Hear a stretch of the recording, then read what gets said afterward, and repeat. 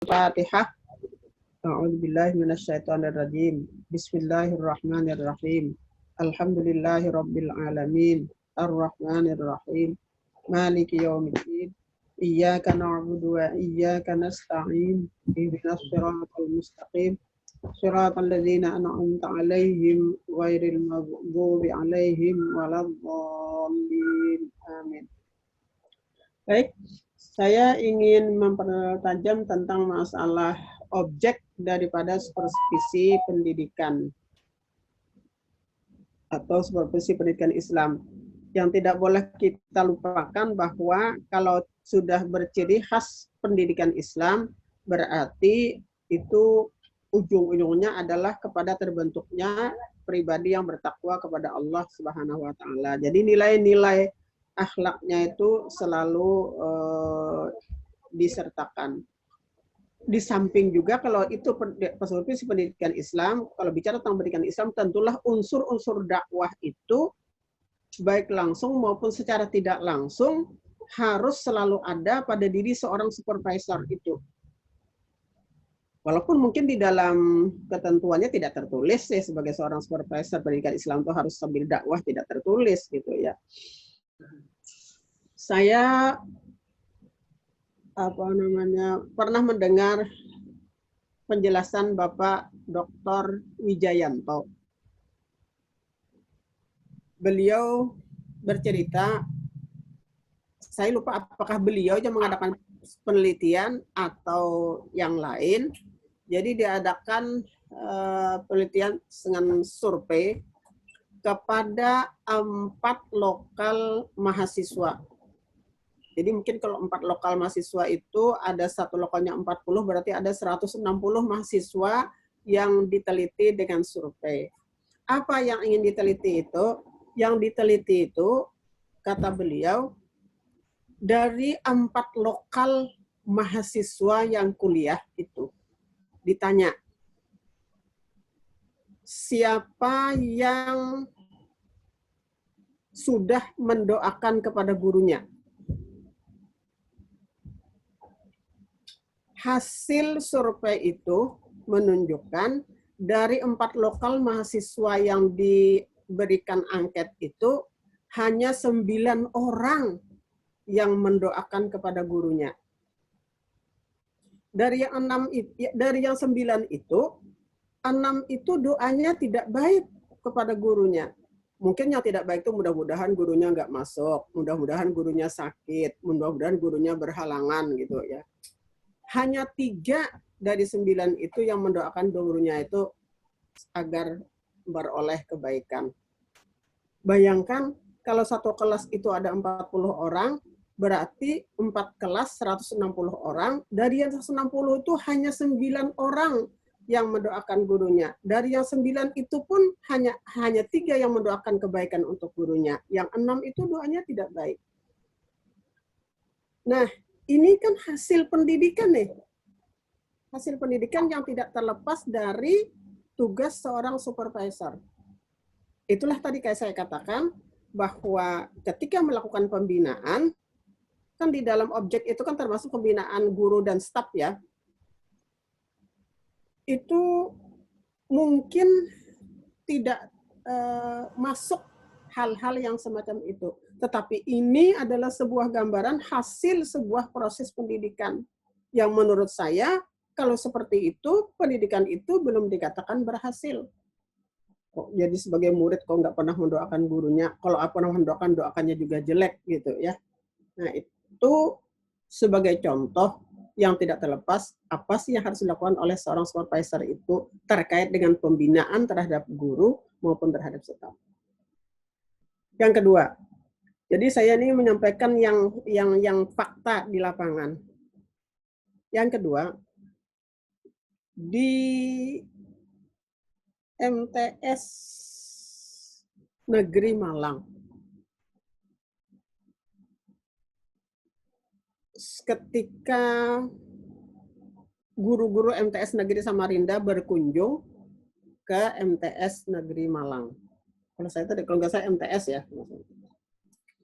Ketika dia sampai di MTS Negeri Malang itu, guru dari MT Samarinda ini menyaksikan seorang siswa yang diminta oleh kepala sekolah untuk memanggil seorang tukang kebun dari sekolah itu. Apa yang disaksikan oleh guru MTS model Samarinda itu terhadap sikap seorang siswa MTS Negeri Malang itu, siswa itu begitu mendatangi kepada ke tukang kebunnya, dia mengatakan begini, Assalamualaikum, gitu ya. Lalu dia mengatakan, Pak, Bapak dipanggil oleh kepala sekolah. Begitu pesan Pak Kepala Sekolah, Pak. Terima kasih. Assalamualaikum. Baru siswa itu kembali. Ini juga menunjukkan sebuah kepribadian yang baik. Dan ini yang sikap seperti itu, tentulah juga hasil daripada proses pendidikan yang menurut saya tidak terlepas sebagai tugas seorang supervisor untuk mengarahkan hal semacam itu. Ketika orang berkunjung ke sebuah sekolah, aura sekolah itu atau wibawa sebuah sekolah itu akan terlihat mulai pertama itu adalah siapa biasanya kalau orang berkunjung ke sekolah itu yang pertama ditemui orang siapa, Pak? Bapak Ibu? Dia ketemu siapa dulu paling pertama awal begitu datang ke sebuah sekolah? Pak Satpam. Akan ketemu dengan satpamnya kan? Satpam. Aura sekolah itu akan sudah terlihat mulai dari satpamnya. Bagaimana sekolah itu, orang sudah akan menilai bagaimana cara penerimaan satpam itu terhadap tamunya. Nah, terkait dengan objek supervisi pendidikan itu, di mana tugas supervisor itu adalah membina guru dan juga membina stafnya. Dan satpam itu termasuk salah satu staf dari sebuah lembaga pendidikan. Bagaimana aura sebuah sekolah itu, orang bisa melihat mulai dari bagaimana cara satpamnya menerima tamu, menerima setiap tamu yang datang ke sekolah. Selain itu, di sekolah biasanya banyak ditaruh ayat-ayat Al-Quran, ada hadis, ya, ada kan apa namanya digantung itu tulisan itu apa namanya yang digantung itu di papan digantung itu ditaruh di sekolah atau yang dipakai apa namanya yang disemprot itulah semprot. Sering bertulis di papannya itu ketika orang masuk an-nazafatu minal iman. Diterjemahkan lagi kebersihan itu sebagian dari iman gitu ya. Ada lagi tulis tabassumuka ila akhika sedekah gitu ya. Hadis senyummu kepada saudaramu itu adalah sedekah. Tertulis terpampang di sekolah itu. Bagus memang. Tapi apakah seperti itu nilai yang dihadapi seseorang ketika orang bertamu ke sekolah itu apa benar? Mulai kepala sekolahnya, mulai satpamnya, kepala sekolahnya, gurunya, dan staf yang lainnya, apa semuanya sudah senyum?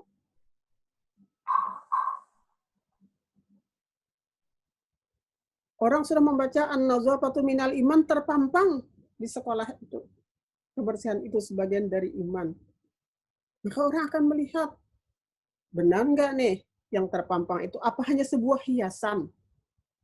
Kan masih banyak tuh sebuah hiasan. Ada yang tulisannya lagi apa? Yang Aagim tuh apa? 7S ya? Apa? Senyum, salam, sapa, apa lagi? Santun dan sebagainya. Tertulis bagus tertulisnya. Nah, menurut saya itu menjadi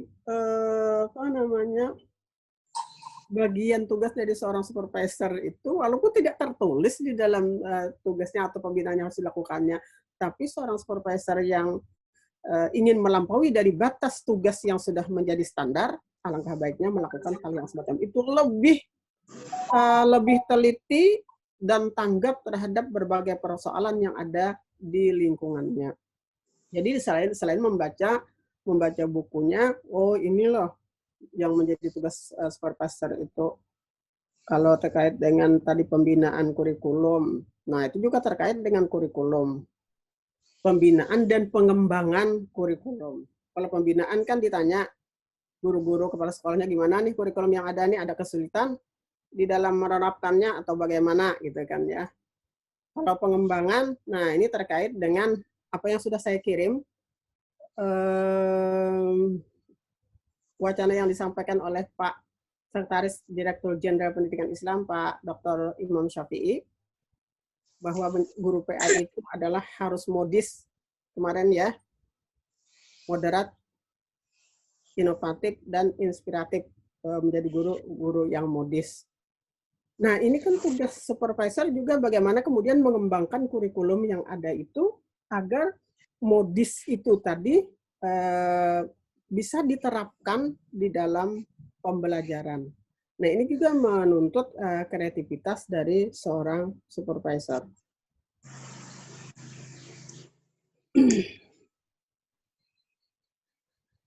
Kemudian, saya 20 tahun yang lalu kuliah S2 nih, tahun 2000 saya kuliah di Universitas Negeri Jakarta. Saat itu saya lupa dosennya siapa namanya. Beliau menyampaikan apa yang ada saya dengan di dalam diskusi yang lalu itu, bahwa sekolah itu hendaknya menjadi tempat yang apa? Menggembirakan apa membahagiakan? Menggembirakan. Menggembirakan. Jadi sekolah itu adalah tempat untuk bergembira, bukan sekolah menjadi semacam apa? Penjara. Nah, ada anak yang karena apa sesuatu masalah, satu problem, sekolah itu seolah-olah penjara bagi dia. Jadi 20 tahun yang lalu di kuliah yang saya terima itu sudah seharusnya sekolah itu menjadi tempat bergembira bagi anak-anak. Bagaimana menciptakan suasana bergembira itu? Nah, kembali tidak terlepas juga dari tugas seorang supervisor tadi di dalam membina guru agar guru bisa mengajar di mana guru itu sangat dirindukan oleh murid-muridnya. Sebenarnya kita berharap, saya juga tidak tahu bagaimana caranya menjadikan dari Pak siapa waktu kami rapat koordinasi di Jakarta, hendaknya cita-cita seorang guru itu ingin menjadi ketika murid itu belajar, kan belajarnya kan seminggu sekali, misalnya ya belajar matematika seminggu sekali atau belajar Al-Quran hadis seminggu sekali. Ketika hari ini mereka belajar, kemudian siswa itu merasakan, aduh lama sekali ya guru itu baru masuk lagi gitu ya.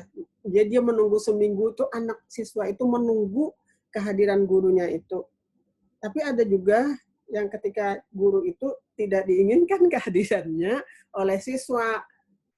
Sehingga kalau pas gurunya lagi sakit, Pak ini atau Ibu ini nggak bisa masuk hari ini, apa kata murid-murid? Alhamdulillah gitu ya, jangan sampai kemudian menjadi guru seperti itu. Nah, maka juga tidak terlepas dari tugas seorang supervisor di dalam membina guru-gurunya, termasuk juga membina stafnya, karena tidak menutup kemungkinan ketika terjadi waktu di sekolah TK internasional kalau nggak salah, kejadian di mana ada pelecehan seksual terhadap siswa anak TK itu yang dilakukan oleh staf dari sebuah lembaga pendidikan TK itu. Oleh karena itu tidak boleh terabaikan oleh pengawas pembinaan terhadap staf itu. Ya. Kemudian selanjutnya,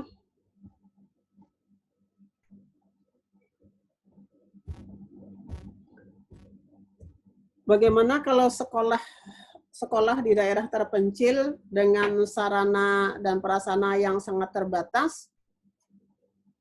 Tentunya ini harus ada kebijakan bahwa tidak bisa disamakan antara orang yang berada di daerah perkotaan yang fasilitas sarana prasarananya serba mudah dengan sekolah-sekolah yang berada di pedesaan. Ini perlu adanya kebijakan. Tetapi jika seorang pengawas mempunyai kemampuan yang lebih untuk menciptakan suasana sekolah yang serba kekurangan itu menjadi terpenuhi dengan dengan memberdayakan segala sesuatu yang ada di sekitar sekolah itu atau memberdayakan segala sesuatu yang ada di desa di mana sekolah itu berada. Ini juga kembali lagi kepada kreativitas seorang supervisor. Kemudian ada pertanyaan bagaimana ketika ditinjau sebuah sekolah itu memberikan data palsu. Maksudnya data palsu itu biasanya waktu akreditasi ya. Waktu akreditasi biasanya yang tidak ada itu diadakan. Nanti kalau sudah selesai asesornya menilai balik, udah dibalikan itu. Misalnya apa? Misalnya sebuah sekolah itu ada UKS-nya. Ya. Apa itu UKS tuh? Yang tentang kesehatan itu. Itu kan kadang-kadang pada saat akreditasi itu sekolah yang ada yang tidak mempunyai itu dia kemudian berusaha meminjam ke tempat yang lain, mungkin pinjam di klinik, ada pinjam ranjangnya gitu ya, ada pinjam apa-apanya lagi di situ, kemudian dihadirkanlah di sana. Nah, memang ini sesuatu yang tidak baik ya. Tetapi kadang-kadang karena antara sekolah dengan asesor itu, kadang-kadang asesor tidak mau tahu, ada asesor yang mau kurang lebih atau fleksibel saja di dalam standar yang harus dipenuhi, tapi ada juga yang tidak, ada yang mau kurang lebih, ada yang tidak mau kurang lebih. Nah, disinilah kadang-kadang si pemilik sekolah takut kalau nilai akreditasinya rendah, sehingga mereka mengadakan sesuatu yang tidak ada itu. Lalu timbul istilah apa katanya, kalau waktu akreditasi itu menampilkan apa adanya, maka itu tidak ada apa-apanya.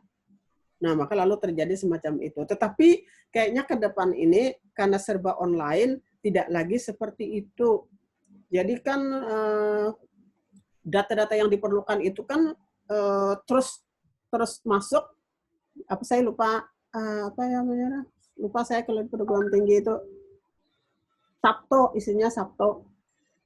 Nah, kalau yang seperti itu sekarang orang tidak bisa lagi untuk menyiasati itu karena serbanya serba online sehingga terbaca oleh sistem. Sehingga tidak bisa lagi orang mengada-ngada sesuatu yang tidak ada itu untuk memperoleh nilai akreditasi tinggi. Jadi kaitannya juga dengan supervisor ini, supervisi pendidikan ini adalah terkait juga dengan masalah akreditasi.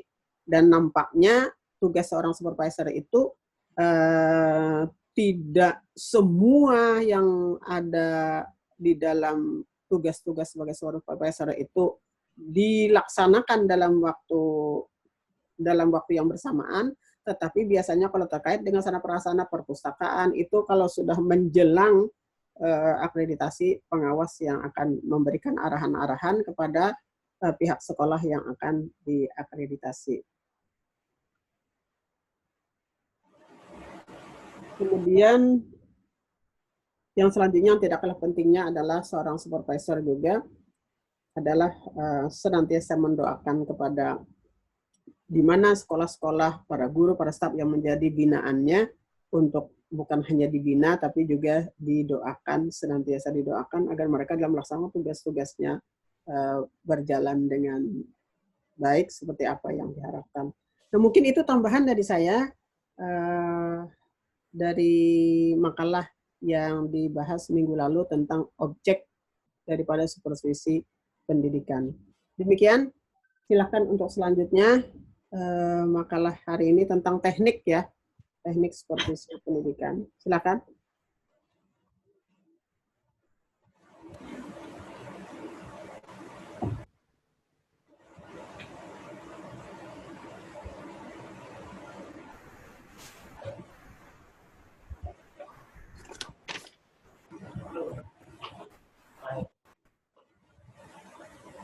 HP mama tadi tas mama enggak. Mulai ya Bu. Ya, silakan. Assalamualaikum warahmatullahi wabarakatuh. Waalaikumsalam warahmatullahi wabarakatuh. Alhamdulillah.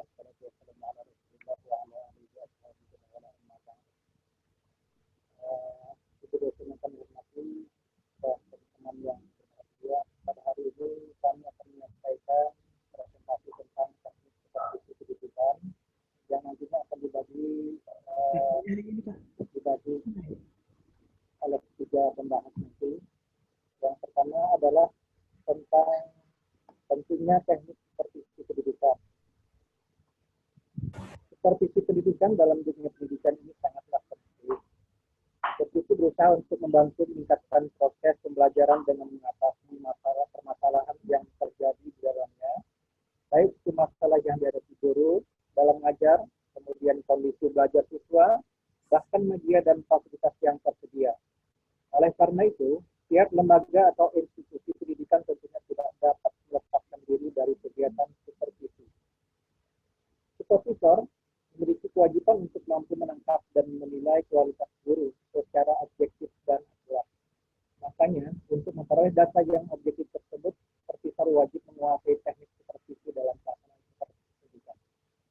Kesimpulannya adalah, teknik supervisi sangatlah penting guna membantu supervisor memperoleh data yang akurat mengenai kualitas guru yang telah disupervisi. Selanjutnya dilanjutkan oleh Pak Andas bagian B tentang teknik supervisi pendidikan. Para Pak Andas kami persilakan.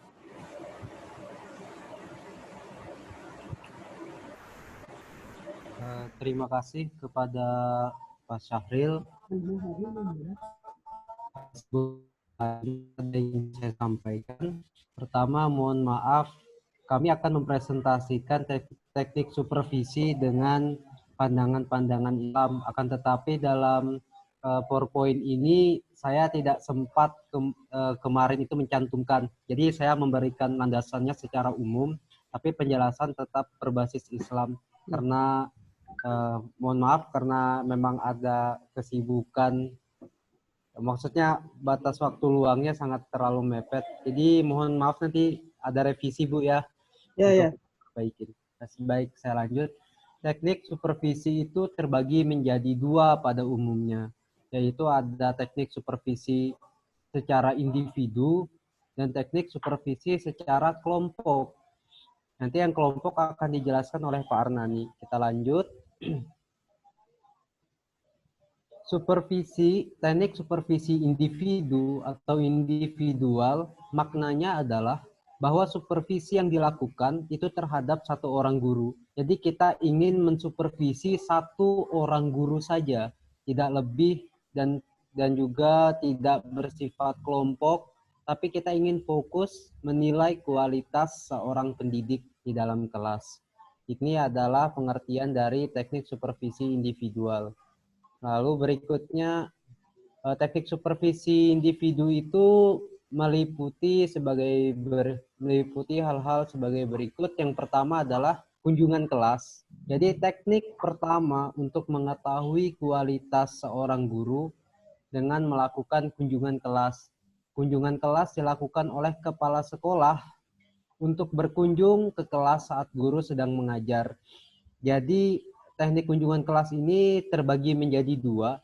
Satu, dia sudah terkonsep atau sudah terjadwal. Jadi si guru akan tahu bahwa di tengah pembelajaran kepala sekolah akan datang untuk melihat suasana kelas yang dia bimbing atau yang sedang dihadapi atau ditangani oleh si guru tersebut. Kemudian ada teknik yang lebih populer, yaitu kunjungan yang dilakukan kepala sekolah tidak dikonsepkan. Jadi ini merupakan inisiatif kepala sekolah untuk melihat kualitas guru yang apa adanya, bukan karena hanya khusus hari itu saja disetting, tapi memang seperti itulah kesiapan guru pada kesehariannya. Terus kalau kita ingin melihat dalam perspektif Islam, bagaimana dengan kunjungan kelas ini akan mengingatkan kita pada kisah sahabat Umar, yang dimana ketika tengah malam keliling untuk melihat rakyatnya, ini sudah sangat populer ketika ia mendengar tangisan seorang anak-anak, ia datangi, yang inti pada kisah tersebut adalah ternyata keluarga dari ibu itu tidak menyalahkan Umar sebagai pemimpin karena telah melalaikannya. Nah, andai kalau sahabat Umar itu berkarakter hanya menerima laporan saja, mungkin sahabat Umar tidak tahu kalau ternyata ada rakyatnya yang tersisihkan atau mungkin luput dari pandangan para sahabat-sahabat yang lain. Jadi ini adalah bentuk pentingnya ketika sekali-sekali kepala sekolah atau top leader itu turun ke bawah untuk melihat kondisi real keadaan yang ada di bawah naungannya, yang ada di bawah tanggung jawabnya, sehingga ia bisa bersikap bukan hanya sekedar berdasarkan data, tapi berdasarkan realita lapangan yang ia saksikan oleh panca inderanya sendiri. Jadi yang pertama adalah kunjungan kelas. Terus yang kedua adalah observasi kelas. Jadi observasi kelas adalah supervisor. Mohon maaf sebentar.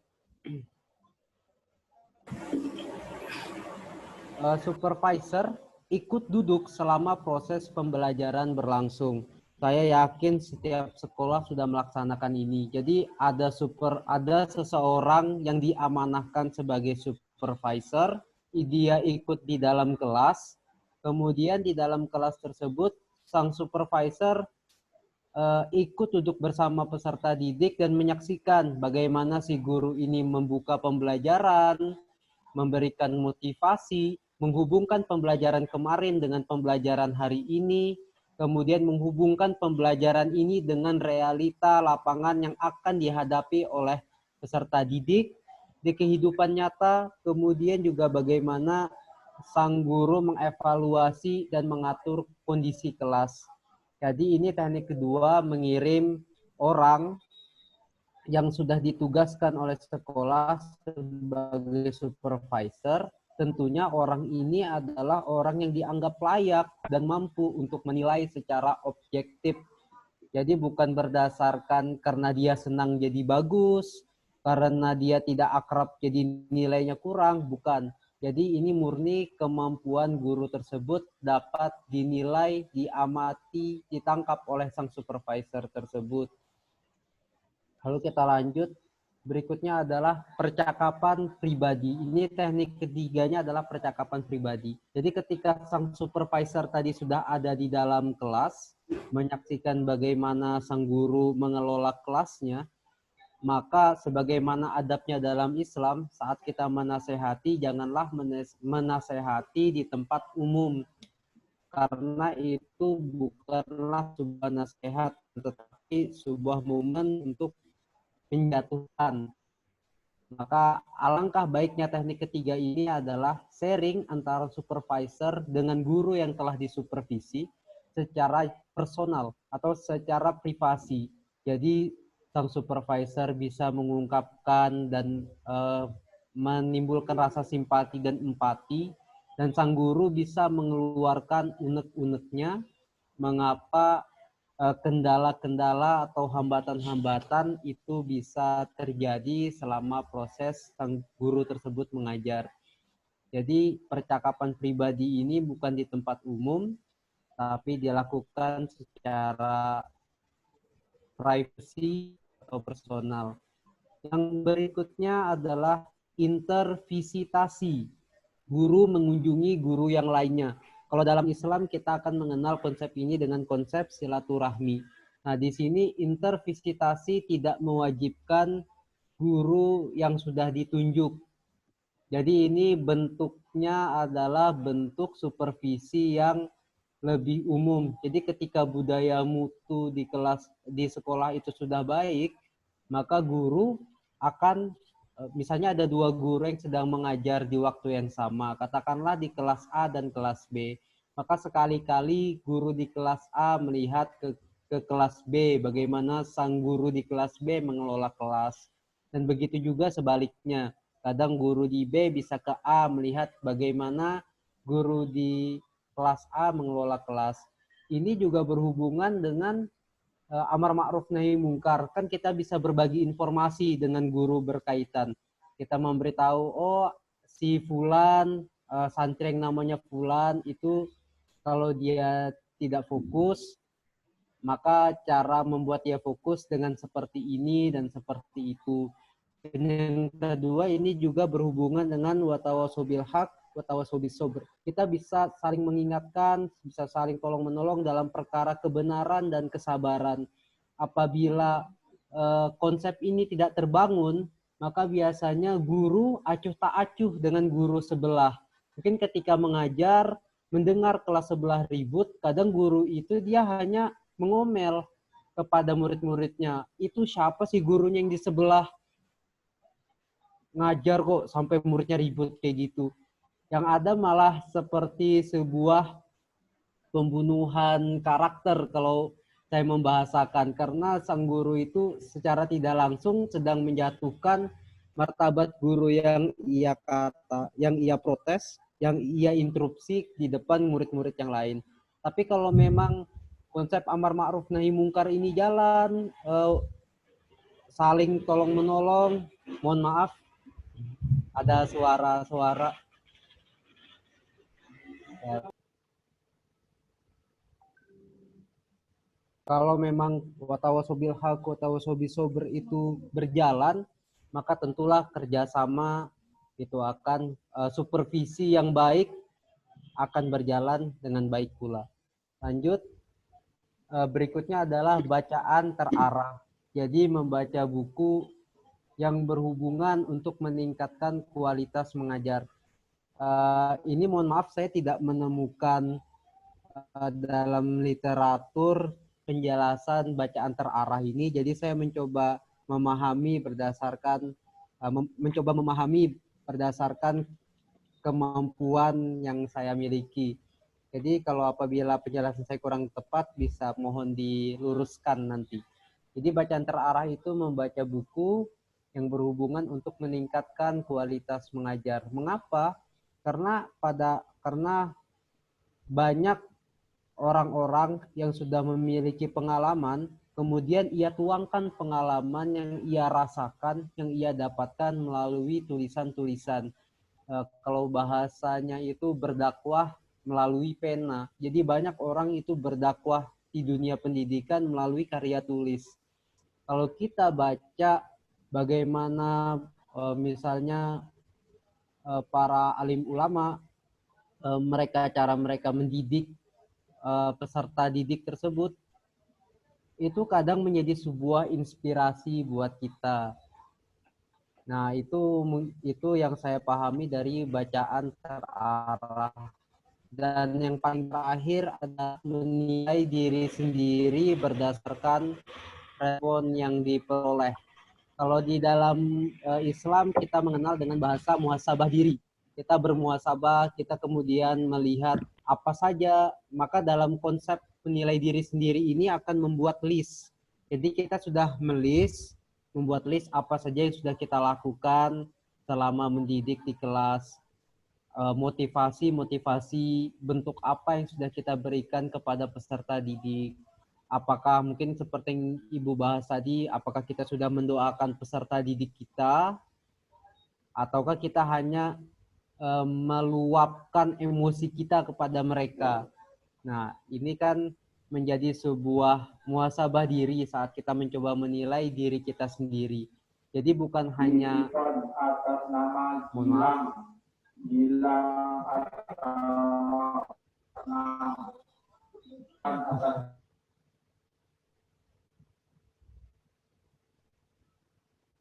ya, mohon maaf.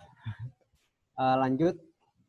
Kemudian menilai diri sendiri atau muhasabah diri. Nah, kalau di dalam literatur yang saya baca, poinnya adalah jujur dan berani mengakui kekurangan yang ada pada diri sendiri. Kalau di dalam psikologi itu, seseorang tidak akan berubah sebelum ia mengakui kekurangan yang ada pada dirinya. Karena kebanyakan orang itu mengelak saat memperoleh informasi yang tidak menyenangkan tentang dirinya sendiri. Misalnya saya merasa sudah sangat full metode dalam mengajar. Akan tetapi semua peserta didik saya mengatakan saya lebih banyak menggunakan metode ceramah dan itu membosankan. Ketika saya diberi masukan oleh supervisor, saya mengelak masukan dari supervisor karena saya merasa saya sudah sangat full metode dalam mengajar. Padahal realita lapangannya peserta didik tidak merasakan demikian. Maka saat kita masih keras hati untuk mengakui kekurangan kita, maka saat itu pula kita tidak akan pernah beranjak berusaha memperbaiki diri. Maka itulah poin-poin tentang teknik supervisi individu. Dan berikutnya adalah tentang teknik supervisi kelompok yang akan dijelaskan oleh Pak Arnani. Jadi yang akan ditampilkan di slide ini hanya poin-poinnya. Jadi mohon fokus dengan penjelasan Pak Arnani. Kepada Pak Arnani dipersilahkan, Pak. Ya, terima kasih.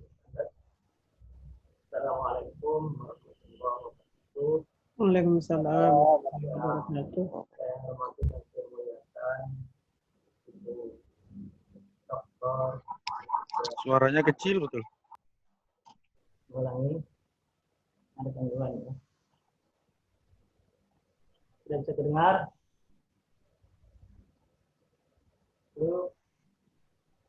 Halo? Kedengaran, Pak, tapi kecil. Halo? Di dekat tempat. Ini Pak Arnani.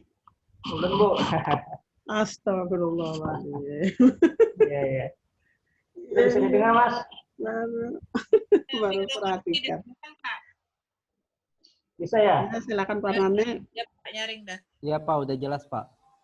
Agak jelas? Ya, ya. Baik, terima kasih ya. Assalamualaikum warahmatullahi wabarakatuh. Waalaikumsalam warahmatullahi wabarakatuh. Sudah dijelaskan Mas Andes, seperti itu terbagi dua. Ada yang teknik itu dan ada yang teknik kelompok ya. Nah, untuk teknik itu sudah dijelaskan. Sekarang saya ingin menjelaskan terkait dengan teknik kelompok. Teknik kelompok adalah teknik yang digunakan atau dilaksanakan supervisor dengan sejumlah guru dalam satu kelompok, yang mana permasalahan yang dilakukan tersebut relatif sama. Artinya guru-guru yang berada di dalam satu kelompok itu mempunyai satu masalah, satu problem yang sama di dalam melakukan tugas-tugasnya sebagai pelaku. Nah, ini maksudnya teknik kelompok. Ya. Ada beberapa kegiatan yang dilaksanakan atau dilakukan dalam kelompok. Yang pertama, ya, namanya adalah orientasi guru-guru baru atau pertemuan orientasi. Kalau dalam program namanya pertemuan atau silaturahmi ya, antara guru baru dengan guru-guru atau kepala sekolah yang ada di sekolah tersebut.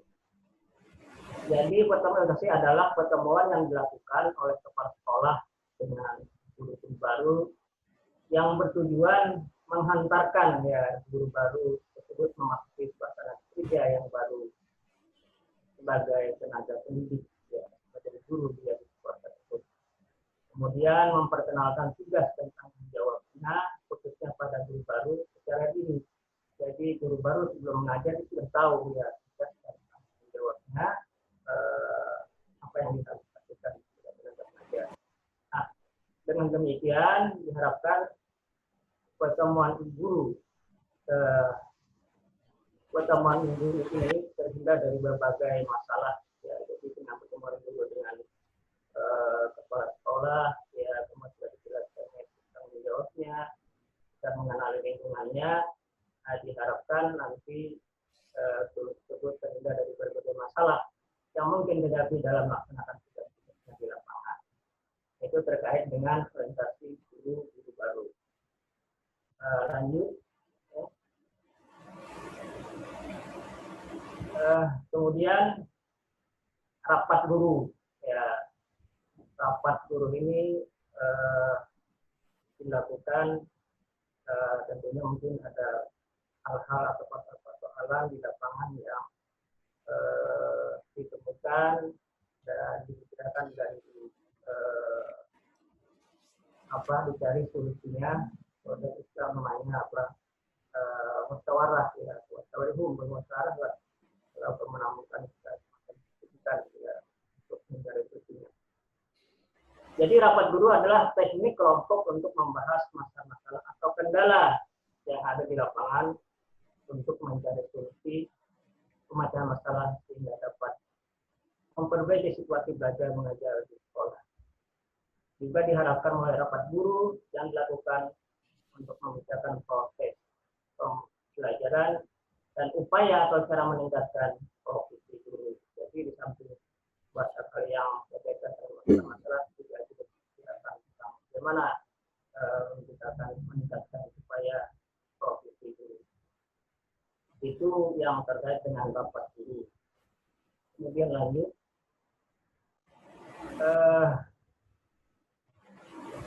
Yang ketiga adalah tukar menukar pengalaman. Ya. Nah,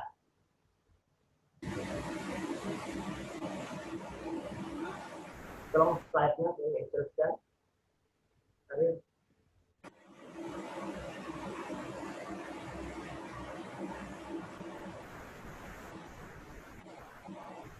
Slide-nya ditampilkan. Ya, yang ketiga, tukar menukar pengalaman, ya. Atau sharing, ya, berbagi pengalaman. Ya. Jadi tukar menukar pengalaman atau sharing ini adalah suatu teknik perjumpaan di mana guru menyampaikan pengalaman masing-masing dalam mengajar terhadap topik-topik yang sudah diajarkan. Saling, ya, di sini saling memberi dan menerima tanggapan, saran dan belajar satu sama lainnya.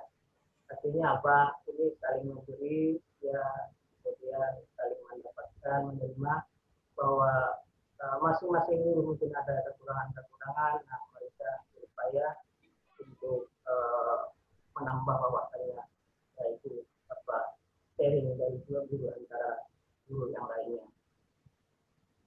Lanjut, ya. Kemudian yang keempat adalah lokakarya atau workshop. Ya. Workshop adalah suatu kegiatan pelatihan, ya, di mana para guru-guru dibina, dilatih dan dibimbing. Tentunya dengan menghadirkan dan mengundang para ahli bidangnya. Jadi guru-guru ini memang latih khusus, ya, dengan mendatangkan dan menghadirkan para ahli di bidangnya agar bisa meningkatkan profesional guru, ya, untuk anak bangsa ini. Baik, itu yang keempat. Yang kelima adalah panel, ya.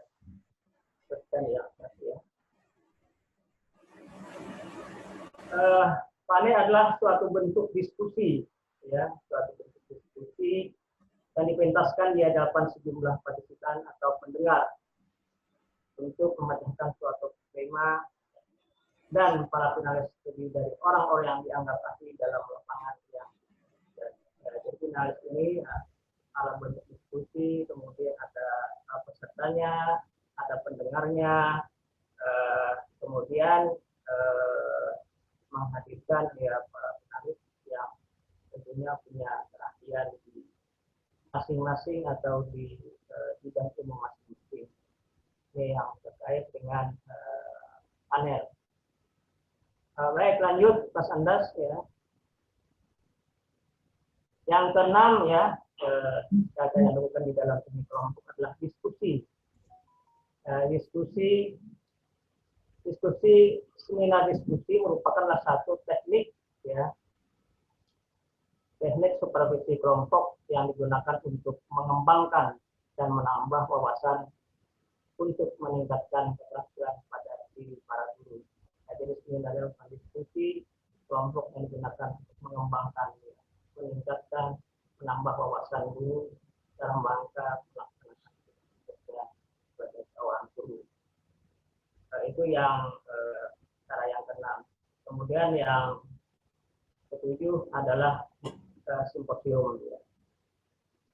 Simposium adalah suatu pertemuan yang dalam pertemuan itu ada beberapa pembicara untuk menyampaikan pokok pikirannya sebagai sudut pandang, ya, jadi beberapa sudut pandang yang disampaikan secara singkat mengenai suatu topik pendidikan. Jadi akan lebih berpengaruh kepada topik pendidikan, ya, dalam simposium atau topik yang berkaitan dengan top 5 mengajar. Ya, jadi hal-hal yang dibicarakan terkait dengan tema mengajar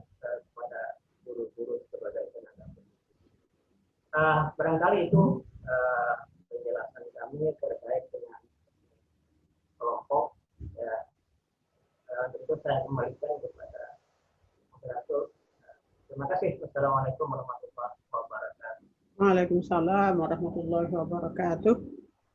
Alhamdulillah. Silakan dilanjut dengan diskusinya. Baik, terima kasih atas kesempatan yang diberikan. Baiklah, untuk mempersingkat waktu, kita langsung bagi tiga orang penanya berkaitan dengan teknik seperti itu. Silakan menanyakan tentang berkaitan dengan Saya Pak Saril. Suara jelas sih. Bu Rida ya. Saya Pak. Haliska, Bu Pak. Rida. Ya, Bu Rida. Hilwa, Halis. Hilwa, Saya Pak. Satu laki-laki. Haliska, Pak. Tadi Iya. habis Mbak Dida Haliska. Oh ya. Hilwa habis Haliska. Satu laki-laki, 4 perempuan. Laki satu. Baik, tiga orang dulu ya. Laki Pertama satu. itu Bu Rida. Yang kedua Iya. Alisa ya. Baik, silakan Bu Rida. Bismillahirrahmanirrahim. Assalamualaikum warahmatullahi wabarakatuh. Waalaikumsalam Salam wabarakatuh. warahmatullahi. Ini mungkin saya ingin menanyakan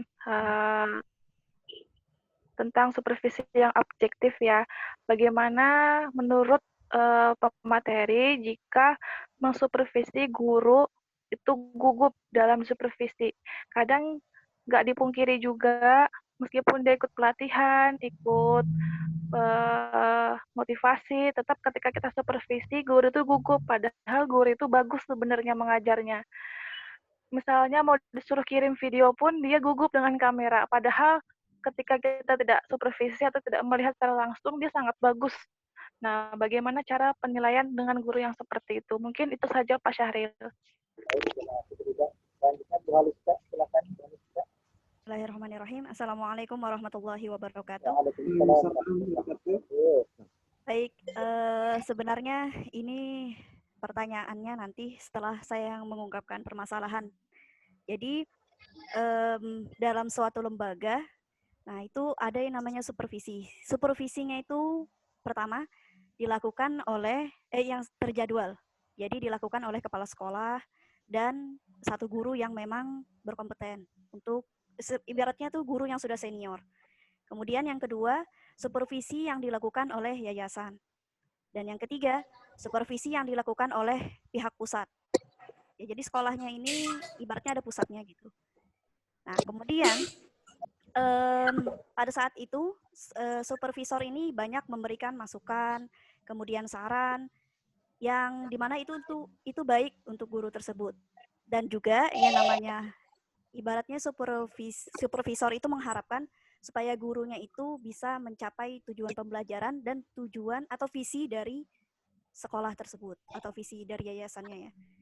Baik, jadi pertanyaannya saya, kemudian permasalahannya lagi. Jadi di sini guru yang disupervisi itu merasa bingung karena misalnya dalam suatu permasalahan, kemudian kepala sekolah menyarankan ini, yayasan menyarankan ini, pusat juga menyarankan ini, dan itu hal yang berbeda. Nah, dan itu kita tuh harus dituntut untuk mencapai visi itu, tapi dengan cara yang dari tiga hal ini yang berbeda. Jadi pertanyaan saya, yang pertama, apa yang harus dilakukan oleh guru tersebut ketika menerima saran dari beberapa supervisor yang datang? Yang kedua, ketika kita menjadi kepala sekolah di lembaga tersebut, misalnya lembaganya SMA, dari bawah yayasan itu. Nah, jadi apa yang harus dilakukan oleh kepala sekolah tersebut menyikapi hal itu? Karena kepala sekolah kan juga dituntut supaya gurunya itu bisa lebih baik. Itu saja. Baik, selanjutnya saya kembalikan ke moderator. Terima kasih Bu Haliska. Yang ketiga, Alimudin ya, biar singkat. Alimudin, silakan Alimudin. Saya? Silakan Alimudin. Ya baik, bismillah, assalamualaikum warahmatullahi wabarakatuh. Waalaikumsalam wabarakatuh. Saya kembali ke hal yang mendasar sebetulnya tentang teori tentang supervisi ini. Ya, dalam teori kita pelajari ada tiga jenis supervisi. ada supervisi manajerial, kemudian supervisi klinis dan akademik. Dari penjelasan tadi saya melihat itu mengarah ke supervisi klinis dan supervisi akademik ya. Lalu gimana dengan supervisi manajerial ya? Bagaimana tekniknya? Kemudian kembali juga kepada pengertian supervisi, bahwa supervisi itu adalah sebuah pengawasan, pemberian motivasi, kontrol dari yang di atas kepada yang di bawah. Misalnya di sekolah kepada guru, dari Diknas ke sekolah. Tetapi contoh-contoh yang disebutkan tadi itu saya seperti misalnya di rapat guru, itu kan antara guru dengan guru saja. Ya, kemudian ada sharing pengalaman, workshop, ya itu kan artinya dia hanya semacam peningkatan kualitas guru. Kita tidak lihat peran supervisor di situ, ya, peran supervisor dalam kegiatan diskusi panel dan seterusnya. Ya, kecuali barangkali memang itu program yang dibuat oleh supervisor. Nah, ini juga ini masuk di mana juga ini ya? Kalau kita lihat ini kan sepertinya masuk di akademik juga ini, ya, karena peningkatan kemampuan akademik dari seorang guru. Ya, saya kira itu saja pertanyaan saya. Terima kasih atas pertanyaannya. Yang pertama dari Bu Frida, ya, ketika seorang guru yang menerima supervisi ternyata gugur, bagaimana cara kita menghadapinya seperti ini? Kami persilakan kepada Mas Anda. Ya, baik, saya akan menjawab semampu saya dulu, nanti akan dibantu dan dilengkapi oleh Pak Syahril dan Pak Arnani. Pertama, pertanyaannya dari Mbak Dida dulu. Ketika kita melakukan supervisi, ada guru yang kualitasnya bagus. Akan tetapi karena adanya program supervisi ini, guru merasa gugup sehingga kinerjanya menjadi kurang maksimal. Padahal guru ini sangat teramat sangat baik. Jadi bagaimana mungkin sikap kepala sekolah atau teknik supervisi supaya guru ini tetap bisa mengeluarkan kemampuan maksimalnya. Pertama yang mau saya jawab adalah kita kembali mungkin ke layar masih kelihatan ya, tentang reaksi supervisor ikut duduk dalam proses pembelajaran. Di sini ada syarat yang harus syarat atau kode etik yang harus dipegang oleh supervisor. Supervisor fokus menilai semua yang terjadi di dalam kelas, ketidaknyamanan yang diciptakan oleh sang supervisor. Jadi supervisor di minimize kan layarnya. Oh ya. Tertutup.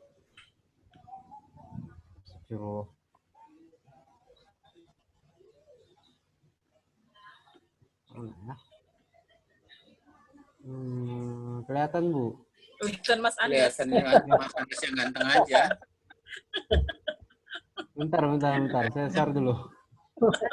Tadi kalau di saya tampilannya. Kelihatan Bu? Belum. Nah, ya. Ya. Jadi kalau begini nggak timbul Bu. Saya nyetingnya supaya bisa dilihat di aja kalau dia dijalankan tampilannya. Ketutup layar ini karena kebaca semuaan. Coba lihat. Nggak kelihatan ya. Coba Ibu ini Bu di. Nah, ini kelihatan nih. Nah, ini kelihatan ya? Sudah. Kelihatan. Nah, di sini supervisor ikut duduk selama proses pembelajaran berlangsung. Ada kode etik yang harus supervisor pegang. Jadi supervisor harus ketidaknyamanan yang terjadi karena keberadaan sang supervisor itu sendiri. Karena tidak semua guru sudah siap secara mental ketika ada yang ikut belajar. Jangankan seorang supervisor yang duduk. ketika ibarat kata ada guru yang senior, kemudian ketika ia mengajar, ada guru PPL atau mahasiswa yang sedang praktik mengajar di dalam kelas. Kadang itu pun menciptakan gugup dan grogi kepada guru tersebut.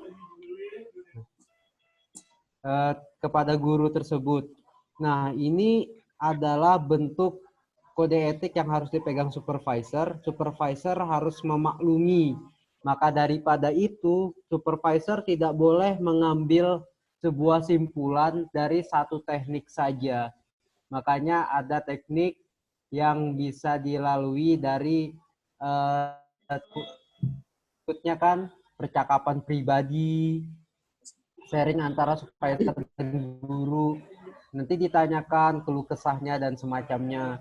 Kemudian intervisitasi, ketika sang supervisor itu datang, sang supervisor sebagai menjenguk, itu kan bisa melihat secara sekilas kualitas sesungguhnya. Nah, ini adalah bentuk-bentuk kenapa teknik supervisi ini ada banyak. Tujuannya adalah agar sang supervisor tidak menarik sebuah simpulan dari satu supervisi yang dilakukan.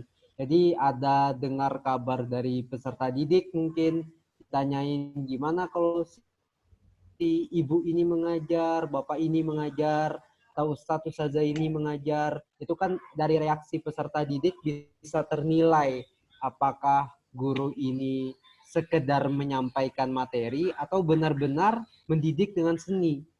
Jadi untuk Mbak Dida, mohon maaf hanya sebatas itu yang bisa saya sampaikan. Jawabannya adalah mungkin kalau dalam Islam itu lebih banyak tabayun. Jadi tidak langsung menarik kesimpulan, tapi mengumpulkan informasi lebih banyak lagi dengan menggunakan teknik-teknik yang lain. Dan penting kode etik yang sering terabaikan adalah sang supervisor itu mencatat kegugupan si guru tersebut, padahal gugup itu diciptakan karena keberadaannya, dan itu masuk dalam yang tidak cantumkan dalam penilaian, karena namanya juga orang butuh pengalaman.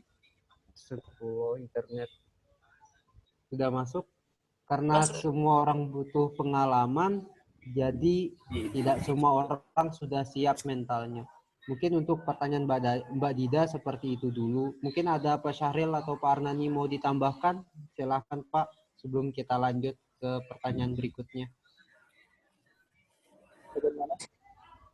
Kita lanjutkan saja. Dilanjut aja Pak. Nanti kalau untuk tambahan dari teman-teman, selesaikan pertanyaan biar adil gitu, pertanyaannya terjawab. Yang kedua dari pertanyaannya Haliska ya, ada supervisi yang dilakukan oleh Kepsek dan guru yang dianggap kompeten. Ya, yang kedua adalah yang dilakukan oleh yayasan, dan yang ketiga ada supervisor yang dilakukan oleh pusat. Sehingga guru tersebut banyak mendapat masukan. Jadi ada masukan dari si Kepsek sama si supervisor ini atau guru kompeten, ada lagi masukan dari yayasan, ada masukan dari pusat, yang menyebabkan guru ini bukannya tidak mampu, tapi guru ini bingung yang mana yang harus diprioritaskan. Kan tidak mungkin masukan itu buruk, pastilah baik, tapi yang mana yang harus duluan dilakukan. Ini ibarat kata seperti konsultasi skripsi dengan pembimbing 1, pembimbing 2, yang satu bilang A, yang 2 bilang B, bingung. Kan kacau begitu. Dan kemudian pertanyaan dari Mbak Haliska adalah, satu, apa yang harus dilakukan oleh guru tersebut?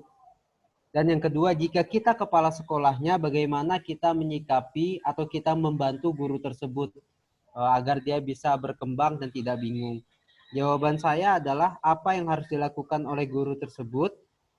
Ingat, karena saya satunya manajemen, yang sering dicamkan oleh kami di kelas, menjadi yang terbaik tidak harus menjadi yang paling pintar. Tapi menjadi yang terbaik adalah menjadi yang paling berstrategi. Dan setiap strategi itu baik, tergantung karakter kita. Jadi semua metode itu dasarnya baik. Dengan syarat kita harus kenal kualitas kita sendiri. Kayak 7 kecerdasan, kita ini menguasai di bidang yang mana. Apa yang akan kita ambil, kita harus fokus kepada yang sesuai dengan kemampuan kita pada dasarnya. Jika guru adalah orang yang saya kenal atau itu adalah saya, dari 3 masukan yang saya peroleh, saya akan pilih yang paling mudah untuk saya lakukan. Kenapa? Karena yang dibutuhkan adalah hasil. Cara boleh berbeda, yang penting hasil sama baiknya. Walaupun cara yang dilakukan adalah cara terbaik dari orang yang terbaik, akan tetapi kita tidak mampu untuk menjiwai metode tersebut, maka hasilnya pun tidak baik. Jadi setiap orang bisa sukses dengan gayanya masing-masing, selama ditujukan, diarahkan kepada arah yang benar. Jadi itu Mas Andas, prinsip. quotes-nya tadi. Kemana Bu ya? Guru yang baik apa tadi tuh, nah? Tidak menjadi yang terbaik, apa itu tadi? Menjadi Keren. yang paling baik, tidaklah harus menjadi yang paling pintar. Iya. Tolong Mas. Untuk menjadi yang terbaik, kita tidak harus menjadi yang paling pintar, tapi harus menjadi yang paling berstrategi. Dan menjadi manusia yang paling berstrategi, syaratnya kita harus mengenali kemampuan kita sendiri. Jadi, setiap orang bisa sukses dengan caranya masing-masing. Seperti itu. Jadi, pahami dulu kemampuan kita, lalu cari metode yang sesuai dengan kemampuan kita. Misalnya, saya kasih contoh langsung saja, saya Bu Emma, guru bahasa Indonesia. Maka cerdasnya adalah cerdas verbal linguistik. Kemampuan berceritanya bisa menarik simpati. Maka Bu Emma bisa mencari metode yang lebih banyak menggunakan kemampuan vokal. Tapi ketika Bu Emma lebih mencari metode yang harus banyak praktek, bisa-bisa Bu Emma malah kehilangan passion-nya, jiwanya dalam mengajar, karena tidak bisa mengeluarkan gayanya dalam mendidik seperti itu. Jadi kalau saya harus jadi guru tersebut, saya akan cari metode yang paling mudah untuk saya lakukan. Terus kalau saya jadi kepala sekolah, ya seharusnya kepala sekolah harus paham ya kemampuan ini, idealnya, tidak harusnya. Idealnya paham. Andai kala tidak paham, kepala sekolah mungkin bisa memfasilitasi dengan gimana ya, rasanya mungkin bisa didengarkan curhatannya atau kemudian memberikan, misalnya kan kepala sekolah memberikan masukan. Gimana ya, kalau bahasa saya sebenarnya nggak berubah. Kalau saya jadi kepala sekolah, saya pun akan menyampaikan kepada guru tersebut untuk, misalnya ketika kata-kata dari kepala sekolah itu kan kadang menjadi sebuah simpati yang memiliki efek yang besar kepada bawahan. Karena jarang-jarang seorang kepala langsung mau terjun memperhatikan bawahannya secara personal. Maka biasanya kepala sekolah itu punya pengaruh paling besar untuk mempengaruhi psikis guru tersebut, baik motivasinya dan semacamnya. Maka alangkah baiknya kepala sekolah bisa, kalau saya jadi kepala sekolah, adalah bijak menyikapi, ya dengan salah satu cara itu adalah dengan mungkin saya menghilangkan tuntutan saya dan mensupport dia untuk menyelesaikan masukan-masukan dari yayasan atau dari pusat. Atau seperti masukan yang baru saya bilang tadi, carilah metode yang paling menggambarkan jati dirimu, seperti itu. Ini jawaban saya dari Mbak Haliska. Pertanyaannya Haliska demikian. Semoga pahami dan semoga bisa ditambah, karena kita banyak pakar psikolog di kelas ini. Mungkin dilanjut saja dulu ya, karena udah lumayan mau maghrib. Pertanyaannya Pak Alimuddin. Dasarnya supervisor ada 3, manajerial, klinis, dan akademik. Dari materi yang kita sampaikan ini lebih ke klinis dan akademik. Bagaimana manajerialnya? Jadi teknik ini sifatnya umum, Pak. Mau dicari dalam manajerial, klinis, ataupun akademik, sama. Mungkin hanya kontennya saja yang berbeda. Karena saat kita bicara klinis pun, saat saya cari buku di Google Book, saya dapat supervisi klinis. Nah, itu bahasanya nggak ada hubungannya sama pendidikan sama sekali, tapi tentang dunia-dunia kesehatan dan semacamnya. Mungkin kalau manajerial ini larinya dia ke industri, kalau akademik ini larinya ke pendidikan, dan klinis itu larinya ke kesehatan. Tapi pada dasarnya konsep teknik sama seperti itu, Pak. Ya, mohon maaf Pak Alimuddin, cuman itu aja yang bisa saya sampaikan. Saya kembalikan ke moderator. Baik, Mas Andas. Apa yang disampaikan oleh Mas Andas tadi sudah mewakili dari pertanyaan ketiga teman-teman. Mungkin suaranya ini. Baik, saya tunjukkan saja dulu ya untuk makalah pada hari ini, dan nanti akan disampaikan kepada dokter bahwa yang pertama bahwa teknik supervisi sangatlah penting agar kita dapat menilai kualitas diri secara objektif dan akurat. Yang kedua, teknik supervisi meliputi tuntunan kelas serta kelas secara empat mata, sertifikasi, penilaian diri sendiri. Yang ketiga, teknik supervisi kelompok meliputi orientasi hidup, rapat guru, sharing pengalaman, workshop, diskusi sampel, diskusi dan diskusi.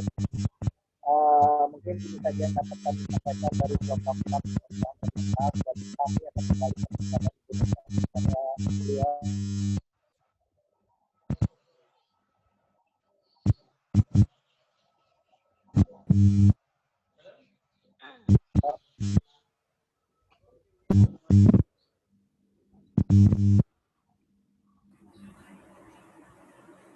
Kami kembalikan kepada Ibu Dokter. Suaranya agak kecil. Iya, terdengar. Ya. Kami kembalikan kepada Ibu Dokter. Masih ada lagi? Mungkin buat teman yang mau menanggapi, menambahkan. Saya dikit menanggapi Mas Andas. Mungkin untuk menambahkan Andas tadi ya, pengetahuan saya yang ini, pertama apa yang ditanyakan oleh Pak Alimuddin tadi,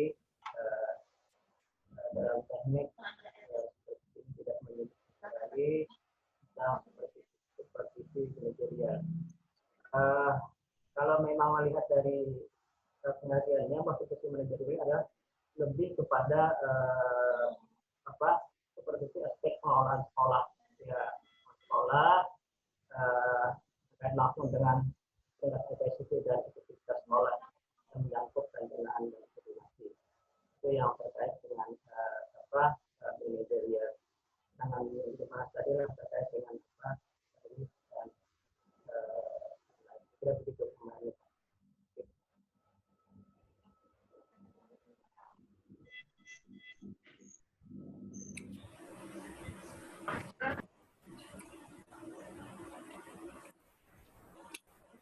Terima kasih kepada Pak Haji Armani yang telah memberikan tambahan penjelasan tentang teknik. Mungkin ini saja yang dapat kami sampaikan. Selanjutnya kami kembalikan kepada Ibu Dokter. Ibu, kami persilahkan.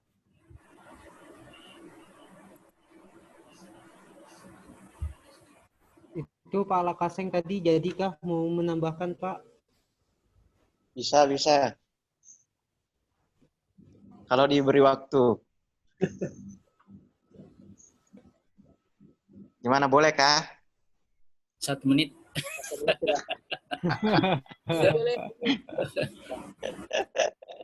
Menarik. Mungkin boleh lah Pak, untuk maksudnya supaya terasa diskusinya gitu kan. Baru kita serahkan ke Bu Dokter untuk menambahkan. Silakan Pak. Ya, kalau saya menanggapi dulu pertanyaannya Mbak Dida ya. Kalau saya di sekolah sebagai kepala sekolah, ada istilah supervisi langsung dan tidak langsung. Jadi supervisi langsung itu yang seperti yang dicontohkan tadi Mas Andas ya. Supervisi tidak langsung itu memang ada pengawasan dari kepala sekolah ataupun guru yang sudah senior untuk menilai, tapi tanpa tidak langsung, tanpa diketahui oleh guru tersebut. Itu supervisi tidak langsung. Kemudian itu yang teknik yang kami lakukan di sekolah ya. Kemudian kalau di sekolah itu kan ada istilah PKG, penilaian kinerja guru ya. Penilaian kinerja guru ini biasanya sudah ada apa namanya itu, sudah ada bahan penilaiannya memang dari dinas, yaitu penilaian antar sesama guru, kemudian penilaian guru terhadap penilaian murid terhadap guru ya. Jadi penilaian kepala sekolah terhadap guru seperti itu untuk menilai guru tersebut supaya lebih objektif. Kemudian untuk pertanyaannya Ustadz Alimuddin, kalau supervisi manajerial itu, kalau selama saya jadi kepala sekolah, biasanya supervisi manajerial itu yang disupervisi itu kepala sekolah biasanya. Karena kepala sekolah sebagai fungsi manajer di sekolah. Nah, kalau supervisi yang guru-guru itu kan memang supervisi khusus untuk guru ya, akademik atau profesionalisme guru yang dinilai. Kalau manajer berarti nanti manajerialnya yang akan dinilai, yang disupervisi adalah manajerial sekolah gitu. Jadi menurut saya supervisi manajerial itu bisa berlaku di sekolah juga gitu. Karena di sekolah punya harus juga ada manajerial yang baik. Sehingga di kepala sekolah itulah yang disupervisi manajerialnya. Mungkin itu saja dari saya. Sebagai tambahan, terima kasih banyak. Mohon maaf ini bajunya kurang ini karena dari tadi subuh saya berada di rumah sakit di Kota Sangatta menemani adik yang lagi sakit. Mohon maaf sekali lagi. Terima kasih Bu Dokter. Mohon maaf ini sekali lagi saya pakaiannya kurang sopan. Sekian. Assalamualaikum warahmatullahi wabarakatuh. Waalaikumsalam warahmatullahi wabarakatuh. Bagaimana, sudah habis? Selesai? Masih ada waktu Kak Bu? Sedikit saya. 1 menit lah, 1 menit. Iya Bu.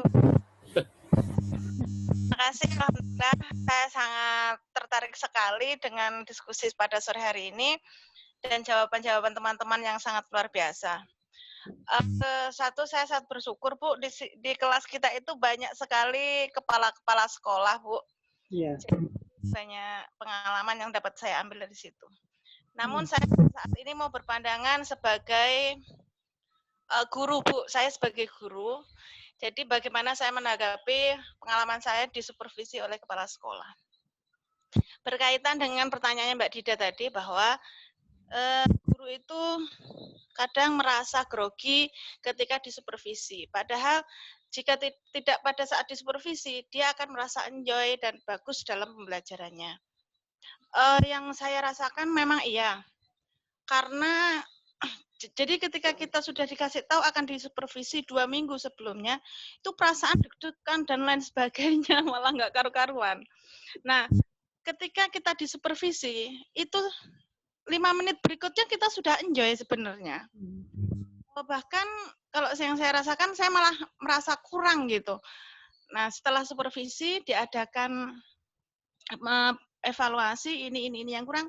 Nah, ketika itu saya berpikir seandainya besok disupervisi lagi, saya malah senang gitu. Artinya dari pengalaman saya sebagai guru, senang apabila sering-sering disupervisi. Nah, hal itu akan mengurangi rasa grogi. Mungkin yang pertama tadi grogi masih antara apa ya, konsep dan aplikasi pembelajarannya mungkin agak pas gitu. Mungkin Mbak Dida ya sebagai kepala sekolah sering-sering diadakan supervisi kecil-kecilan atau bagaimana lah begitu. Kemudian tentang pertanyaannya Mbak Haliska, saya sangat setuju sekali dengan jawaban Mas Andas bahwa baiknya kita kembali lagi kepada diri sendiri. Memang bagus saran dan lain sebagainya itu memang harus kita telaah, harus kita pikirkan. Namun kembali lagi kita harus jadi diri sendiri. Artinya, jika kita hanya melaksanakan keinginan orang lain dan kita tidak enjoy, maka hasil pun tidak akan maksimal. Yang terpenting adalah kita lebih dalami lagi teori-teori bagaimana menjadi seorang pembelajar dan seorang guru. Bagaimana prinsip-prinsip pendidikan, baik gembrot, kemudian tadi yang Ibu sampaikan, belajar itu menyenangkan. Nah, mungkin hal-hal semacam itu yang harus kita pelajari lagi.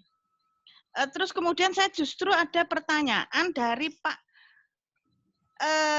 Lakaseng tadi menyampaikan bahwa ada supervisi tidak langsung, supervisi yang tidak diketahui guru. Ini contohnya seperti apa, Pak?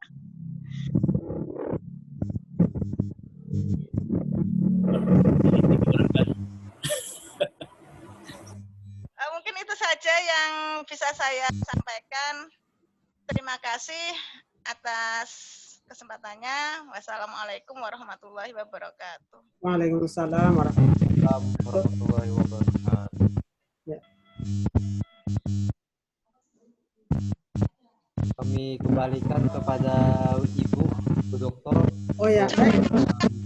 Terima kasih. Tadi ada tentang menilai diri sendiri ya. Kalau kita hubungkan dengan hadis Rasulullah, hasibu anfusakum qabla an tuhasabu. Nilailah dirimu, evaluasilah dirimu sebelum kamu dievaluasi ya, sebelum kamu dinilai. Jadi kalau mau mengaitkan dengan hadis itu hadis seperti itu. Mungkin yang lebih luas lagi menilai diri sendiri itu adalah manajemen diri ya. Kalau manajemen diri itu lebih melengkapi lagi, alangkah baiknya seorang guru itu memiliki manajemen diri. Terkait dengan masalah gugup, nah ini memang itu manusiawi ya, setiap orang mungkin kalau belum pengalaman itu akan gugup ya. Jadi apa yang menyebabkan orang gugup itu karena dia kurang percaya diri. Kenapa dia kurang percaya diri? Karena dia tidak yakin dengan ilmu yang dimilikinya. Kalau seorang yakin dengan kemampuannya, ya tentulah disertai dengan doa juga gitu ya. Tetapi orang juga tidak boleh terlalu percaya diri. Jadi percaya diri perlu di samping kegugupan itu biasanya harus kaitannya dengan masalah kurang percaya diri, dan kurang percaya diri itu terkait dengan sikap, dan sikap itu akan menjadi sikap percaya diri itu akan muncul kalau didukung dengan ilmu. Jadi kalau ilmunya sudah dia yakini dia mampu untuk melaksanakan tugas itu, insya Allah gugup itu akan bisa minimalisir ya. Tapi saya ini juga adalah orang yang paling penggugupan ya. Saya ini orang yang paling mudah gugup dulu. Kalau saya waktu sekolah itu disuruh guru membaca saja, itu misalnya pelajaran bahasa Arab disuruh membaca itu saya gugup, itu luar biasa ya. Maka saya kalau disuruh membaca Al-Quran itu juga saya gugupnya luar biasa. Sehingga saya ini kaitannya tentunya dengan doa. Sehingga saya bertemu dengan seorang kiai ketika saya kuliah di Malang. Saya ketemu dengan kiai, saya curhat tentang kegugupan saya itu. Maka beliau memberikan doa-doa kepada saya untuk saya baca. Nah, alhamdulillah dengan doa-doa itu saya bisa rasa gugup itu ternyata bisa ditekan seminimal mungkin. Ya. Apa doanya? Nah, mungkin tidak di sini saya sampaikan ya. Kemudian tadi siapa tadi ya masalah menanyakan tentang supervisi manajerial. Kita belum sampai ke sana. Mungkin nanti di pertemuan terakhir sebelum UTS itu kayaknya membahas tentang komponen-komponen supervisi. Di sana ada terkait dengan pengembangan manajemen ya di sana. Tapi juga nanti ketemu juga tentang 3 macam komponen itu. Tapi kalau terkait dengan PAI, biasanya kan kalau guru agama itu kemudian dia akan menjadi pengawas PAI. Nah, kalau pengawas PAI itu hanya yang dilakukannya itu terkait dengan masalah akademik, tidak terkait dengan masalah manajerial. Tetapi kalau sebagai supervisor di sekolah umum, supervisor itu menyangkut 3 hal itu. Ya mungkin ada supervisi klinis yang juga masuk, tapi lebih ditekankan kepada bidang akademiknya yang disupervisi oleh pengawas PAI itu. Kemudian terkait dengan masalah menilai diri sendiri, dulu saya juga pernah waktu menjadi kepala sekolah mendapatkan pelatihan terkait dengan lesson study. Apakah Bapak Ibu pernah mendapatkan materi tentang lesson study itu? Ada yang pernah dapat tentang metode lesson study? Pernah? Ada yang pernah? Pernah dengar tentang lesson study? Belum. Jadi kalau terkait dengan lesson study itu antara lain itu adalah menilai diri sendiri, itu di mana menilai diri itu minta nilaikan kepada teman sesama guru. Jadi ketika dia mengajar, dia minta nilai kepada guru atau 2 orang guru untuk dinilai di mana kekurangan-kekurangannya ketika dia sedang mengajar ataupun juga kelebihan-kelebihannya. Bahkan di lesson study itu nanti yang menilai itu bukan hanya sesama guru, bukan hanya pengawas, tapi juga nanti dari unsur yang lain. Kalau misalnya itu sekolah di bawah Diknas, maka pejabat dari Diknas itu akan turut hadir di samping para pengawas, kepala sekolah menghadiri seorang guru itu mengajar. Itu terkait dengan lesson study itu. Kalau sekarang PKG, Bu. Oh gitu. Jadi kemudian, nah saya pernah berkunjung ke sekolah MI Asy-Syarif di Jakarta. Nah, di sekolah itu setiap akhir pekan itu kepala sekolah mengundang semua guru untuk rapat. Jadi di akhir pekan itu guru-guru diundang rapat untuk dimintai masukan atau menyampaikan informasi problem apa yang dihadapi oleh guru selama 1 minggu. Nah, jadi di situ disampaikan, lalu dicari bagaimana solusinya. Begitu setiap minggu dilakukan oleh kepala sekolah, setiap akhir pekan, kepala sekolah meminta informasi dari semua guru yang mengajar di lingkungan sekolahnya untuk menyampaikan persoalan-persoalan terkait dengan masalah pembelajaran siswa. Nah, saya tidak tahu kalau di sekolah di Samarinda ini, apakah kepala sekolah melakukan itu setiap akhir pekan melakukan rapat dengan guru, saya belum tahu.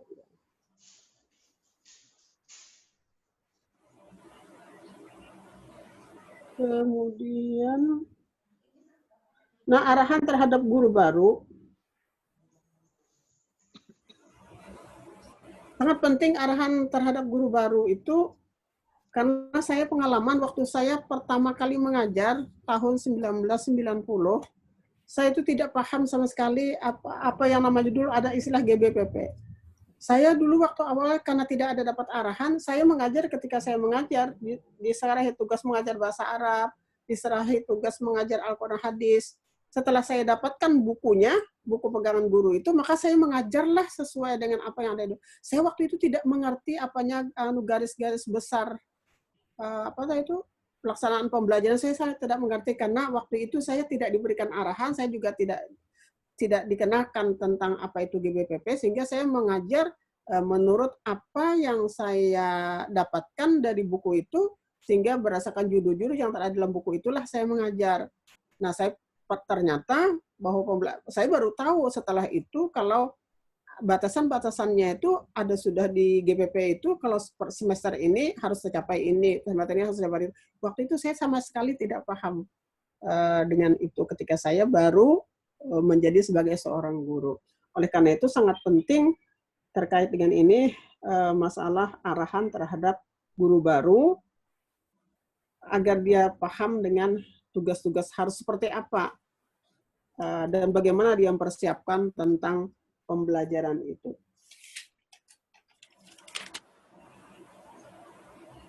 Mungkin sampai di situ penjelasan dari saya. Ada yang mau bertanya?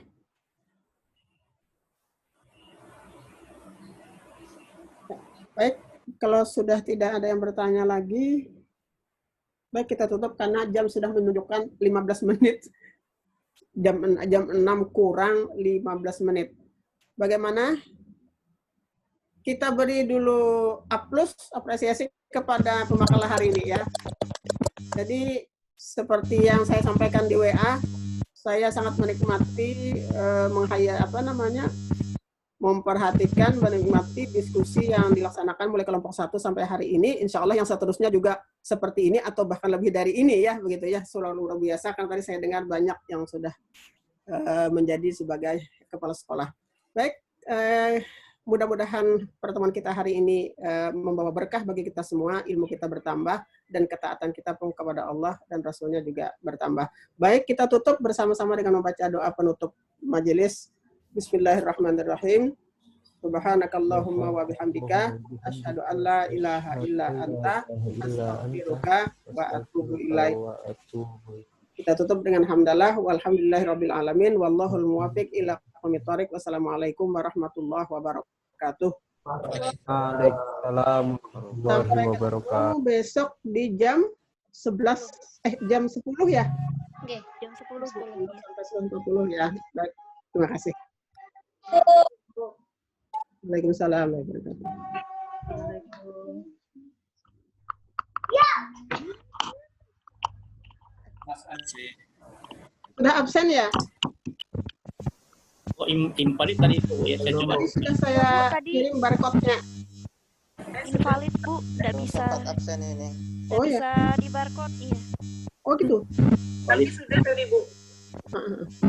Sudah ya dicari lah nanti saat bisa ngirim ya. Sampai ketemu.